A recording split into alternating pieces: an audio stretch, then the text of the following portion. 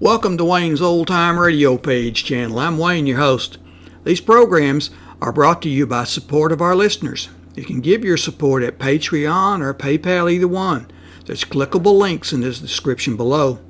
Thanks for your support and enjoy the shows. Oh, for Johnny Dollar. Lieutenant Cal Mervin, Mr. Dollar, State Highway Police. They relayed your call to me. Good. I was just checking in, Lieutenant. You said to keep in touch in case I left civilization. Well, you haven't left it far. I recognize the number. Oh? You're at Jake's Bar and Grill on the Nogales Highway. Yep. You didn't need a uranium hunter's outfit to go prospecting in that little nugget. Well, I'm going up into the Santa Rita Mountains around Primrose Camp. You playing a hunch or have you got a lead? Well, both. But at the moment, it's more hunch than lead. I just wanted you to know where to start looking in case I disappear. Now, look, Mr. Dollar, I've got every man on the force out now looking for that gang of killers and the $100,000 payroll they stole. If I have to add you to the list, that's about all I'll need. Relax, Lieutenant. If things work out, you may find us together.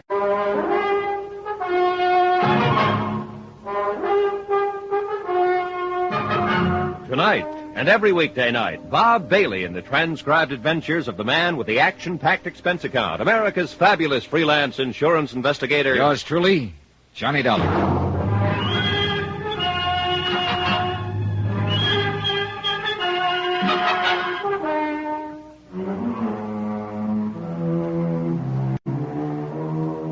From Special Investigator Johnny Dollar, location Jake's Bar and Grill somewhere on a highway in southern Arizona. To the Home Office, Mid-States Industrial Insurance Company, Hartford, Connecticut. Assignment, The Primrose Matter. Expense account continued.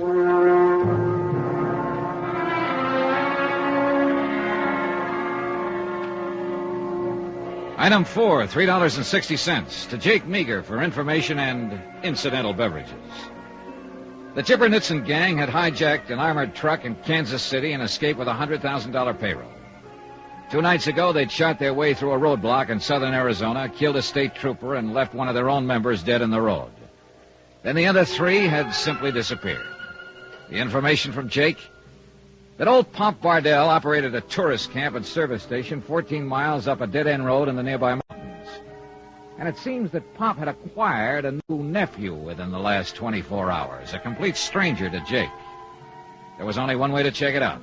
Drive up to Primrose Camp.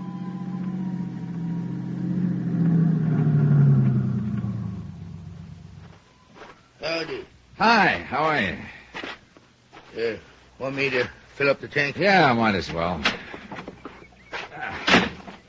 Probably won't take much, though. Hey, how much farther does the road go? Just a couple of miles. Oh, too bad. We're just starting to enjoy the scenery. You know, you're lucky living up here in the hills. Got some real pretty country around you here. Yeah.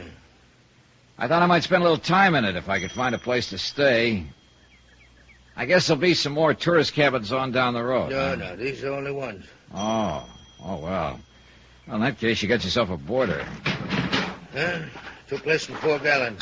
Yeah, I figured it wasn't down much. Hate to get caught short, though, up here away from the highway. Now, about that cabin. Sorry, we're all full up. Oh? You'll find some places down on the highway. Well, there wouldn't be much point in that. I was planning to do some prospecting, get around a little on foot. This would be a good spot to work from. I got no vacancies. How about the oil and water? Oh, yeah, you better take a look, I guess. Bad country for a tenderfoot. You get in a lot of trouble. Such as what? Snake bite, get lost, fall off a cliff. A lot of things. Oh, I've been in a place or two before. Best you forget it, son. Oil's all right. It's funny, those cabins look empty. No cars parked in front of them. They're all rented. And the water's all right, too. Well, who are they rented to? Vacationers? I Prospectors? couldn't say. It'll be $1.26. Hardly worth stopping for. There you are. Keep the change. Thanks. Call again. Yeah, maybe I will. When Pop Bardell gets back. I'm Pop Bardell. You can't be. You don't fit the description. What do you mean?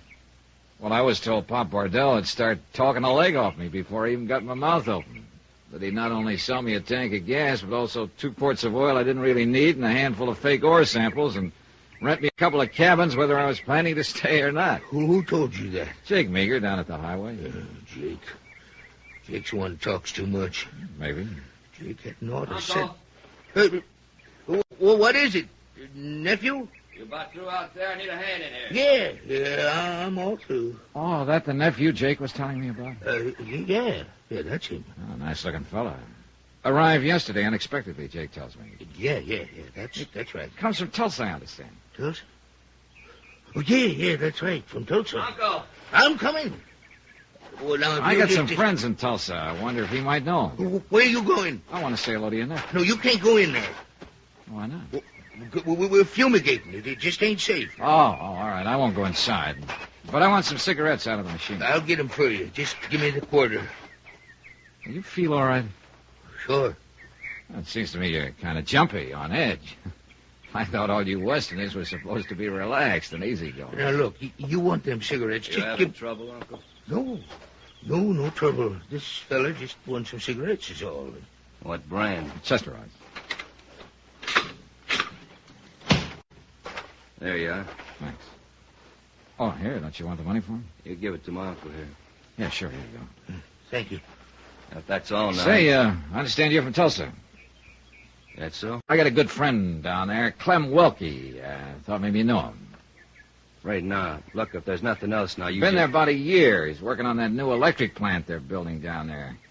But I guess he'll be out of a job before long, though. Understand they'll have the plant done by the end of the month. Yeah, that's right. It's about finished. Now, look, mister... Surprised you never met Clem. But Tulsa's a big town. Yeah, it's a big town. Come on, Uncle, let's get that stuff moved. Well, I guess I'll drift on down the road and sleep out tonight, maybe. I got my sleeping bag. I'll probably see you on my way back, I guess. Yeah, you do that. There was only one thing wrong with the whole setup. To the best of my knowledge, there wasn't any new electric plant in Tulsa.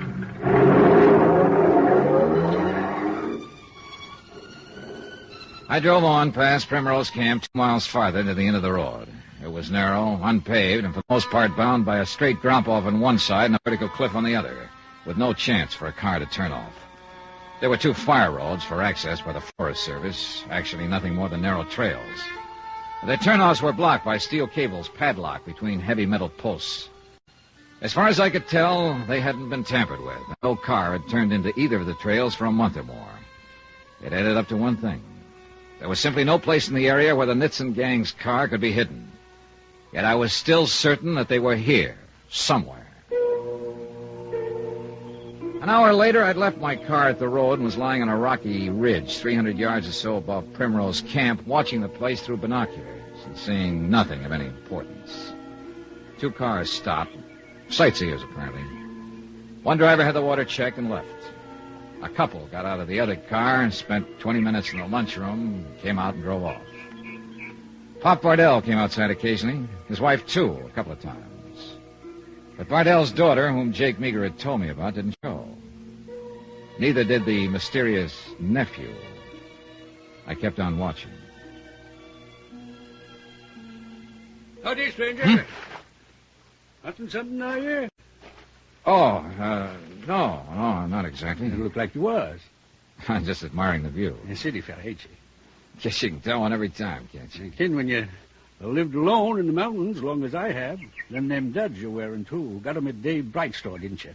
That's right. Dave outfits a lot of you Eastern fellas. Can always tell stuff that comes from Dave's. It's got a look about it.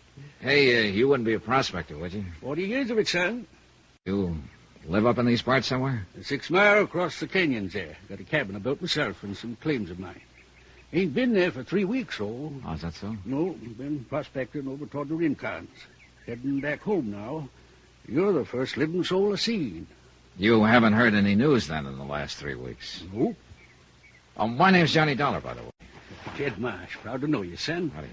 Sized you up before I spoke to you and decided to take a chance. Mighty glad to find you ain't a smart aleck like a lot of them city fellas. Oh, it takes all kinds to make a city, Mr. Marsh. I reckon so. Never could see why it takes some kind, so. There's Pop Bardell out in front of the station. Usually stop by and say howdy to him, but I reckon I'm going to pass it this time. Known Pop long? About 14 years now. Well, then you must know his family pretty well.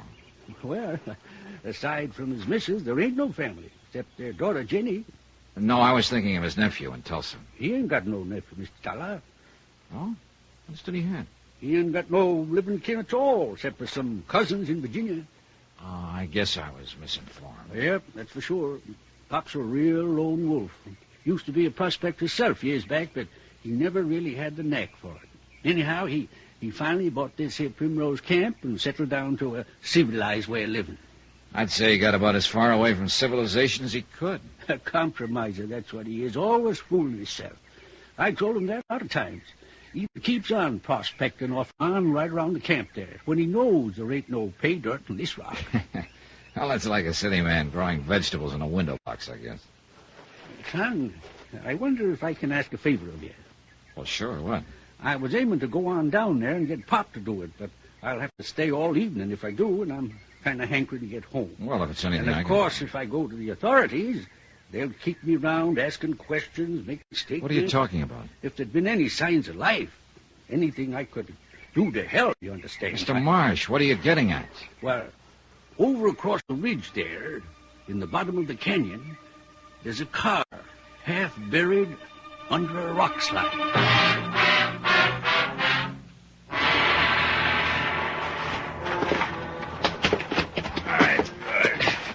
Howdy, Mr. Marsh. We don't want to start the rest of that rock coming down. I've been moving rock all my life, son.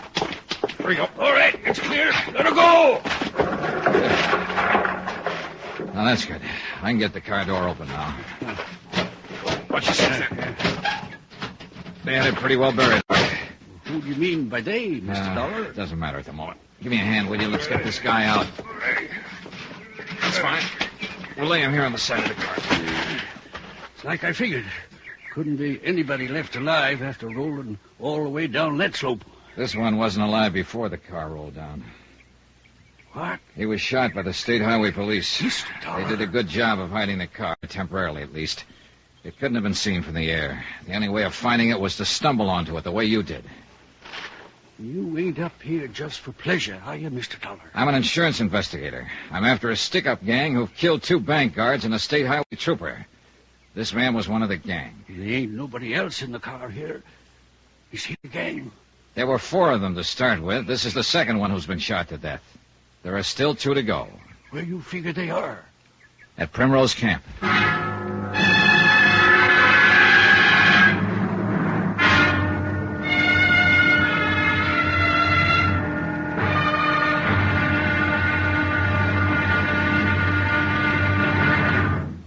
Now, here's our star to tell you about tomorrow's episode of this week's story. Tomorrow, a lion's den reluctantly opens its door to let a trusting victim step inside.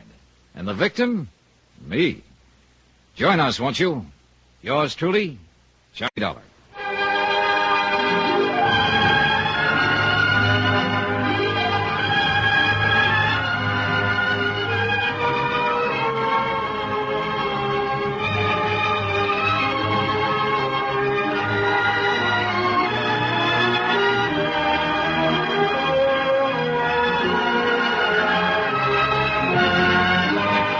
Yours truly, Johnny Dollar, starring Bob Bailey, is transcribed in Hollywood. Written by Les Crutchfield, it is produced and directed by Jack Johnstone. Be sure to join us tomorrow night, same time and station, for the next exciting episode of Yours truly, Johnny Dollar. Roy Rowan speaking.